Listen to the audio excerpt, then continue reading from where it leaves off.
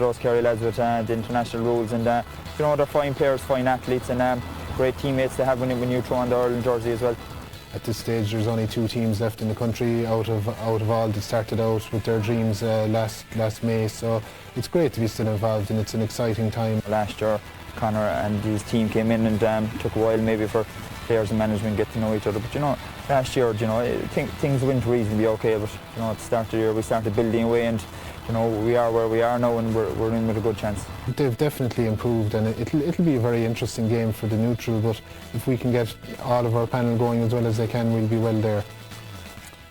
Tony Davis, at the start of the year you went for Cork to win Munster and Kerry to win the All-Ireland. Anything happened to change your mind since then? Oh, what has happened? What a year 2009 championship has been, particularly for Kerry, I suppose.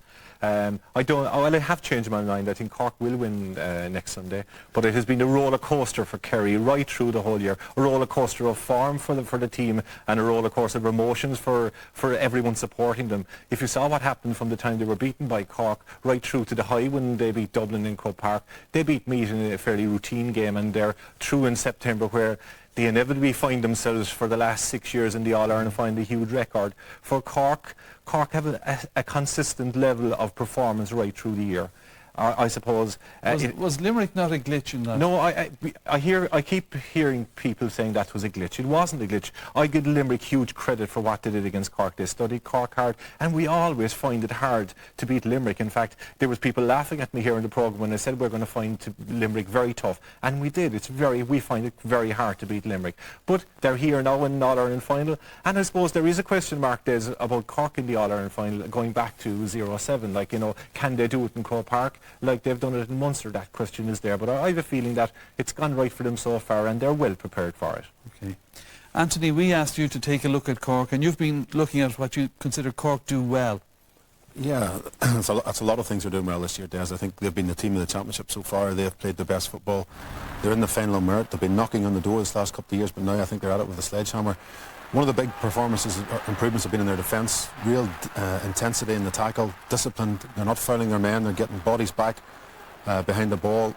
They're working it out of defence at pace, supporting each other. There's a real desperation in Cork to win an All-Ireland, and it's going to be a crucial factor on Sunday to have a tight defence. Also their midfield, the way they gain possession from their kickouts, their midfielders pull to the wings. Alan O'Connor, very, very strong. There's 3 or 4 carry men there, still able to win his own possession. They go short when they need to. Their kickouts are varied and not predictable.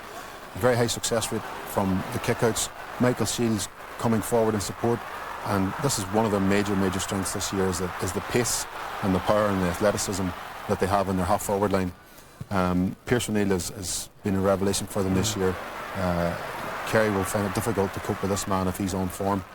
And they've introduced two young lads in Paddy Kelly and Paul Kerrigan, and again, they've really stood up to the mark this year. And pace, and when you come to the latter stages of the championship in Croke Park, you need mobility and you need power and pace, and there's no doubt that these lads have it in abundance. And the one concern, maybe their inside trio are a little bit young, a little bit inexperienced. You're asking a lot of Daniel Goulding, Colin O'Neill to deliver you an All-Ireland.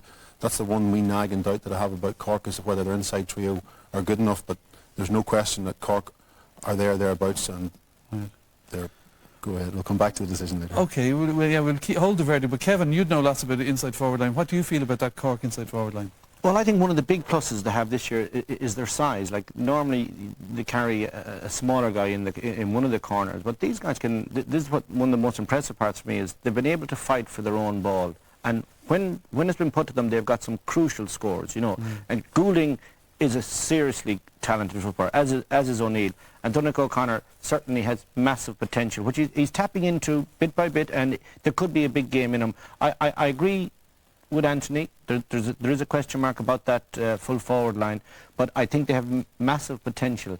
I could equally say there's question marks about the Kerry full back line, so who's going to win that battle could well decide where the title will go. Funny enough, Kevin, Thomas Sullivan is playing the football of his life at the moment. Well, like in the last match, Tony, he is so fast over the ground. Prior to that, he wasn't that hot. And the last time that Mark O'Shea played against Cork down in the Munster replay game, Mark O'Shea tore his hamstring after I'd say about 4 or 5 minutes in the game, and he still stayed on. So that battle is going to be crucial in there, and the Kerry are well prepared for it in there. It isn't going to be easy in there. Sure. All right, well, Kevin, we've asked you to take a look at Kerry for us. Yeah, I'm going to look at truth certainty is Cork will show up strong and Tog really strong in Croke Park next Sunday.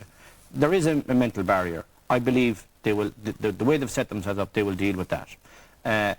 They will perform, so that the gauntlet has been thrown down. Kerry must perform also. They won't get it. The Cork will not just evaporate. That's not going to happen next Sunday. Yeah, it's a very different Cork side from 2007. Yeah, absolutely. Different You know, personnel one as of well. my abiding memories from the 2007 final was I was there in Croke Park, and Cork walked out onto the pitch. Yeah. You know, Willy-nilly. Yes, if they hadn't a care in the world. The big plus for Cork this year is that they're playing on the edge. They're playing with great intensity and great passion and great desire, and they have to bring that to the game on Sunday. There's no point walking out onto Croke Park. This is the biggest game of your life. This is what you're about as a footballer. Playing on the edge is going to be. They have to play on the the edge. aspect of next Sunday. Okay, well, given all these points you've raised, then can I get predictions from each of you? We'll start with you, Anthony. Well, like I suppose at the start of the season, I tipped Kerry to win the All Ireland. I got off that horse kind of midway through the summer, through the qualifiers. You jumped off the horse. Yeah. He was thrown. like a lot of others. Yeah, thrown is probably the right word. But I just have, you know, Cork are thereabouts. There's no doubt, I think, that this Cork team will win an All-Ireland. For me, the wee nagging doubts about Cork is their ability of their inside forwards to get enough scores. I think if Cork are going to win, they've got to keep this extremely low scoring. That'll be to their benefit. If it's an open game of football, if both sides go at it right from the outset, then I think a high-scoring game, Kerry's forwards, to me, have a wee bit more natural ability, and they will be able to get their scores with a little bit less fuss. And all things being even around the middle, I would shade it towards Back on Kerry. the horse. Okay, you're back on the horse. Back on the Kerry horse. Kevin? I'm going to go for Cork, Des, in this one. I'm finding it too difficult to park Kerry's inconsistency. They've played one serious championship match at full pelt where I'd be happy with, or they'd be happy themselves, or what my opinion of them would be. They have a lot, for a change, they're going into an All-Ireland final hoping it'll all come together for them, rather than the opposition always hoping it might come together for them. So for that reason, I go for Cork. And Tony, you've said Cork, but briefly why? I can see a game of huge intensity. Really, every ball going down to the wire. I can see a very close game. But I think Cork's form has been consistent right through the whole year. They're strong. They're winning their own ball, and they are getting scores. So I think a very close game. But I predict Cork to win in a very tight game. All right, then, it's one to look forward to. That's about it for tonight. Then remember that next Sunday we'll have all of the excitement and drama live from Croke Park, with coverage starting at 12:45. Then at 9:30 on Sunday evening, we're joined by our special studio audience to reflect on the GAA's 125th All-Ireland football final. Lots to look forward to. But for now, from all of the Sunday Game team, we'll say goodbye as we offer our congratulations to the camogie teams of Offaly and Cork, and the under-21 hurlers from Clare. They're still walking around the city here shouting, "Go on the banner."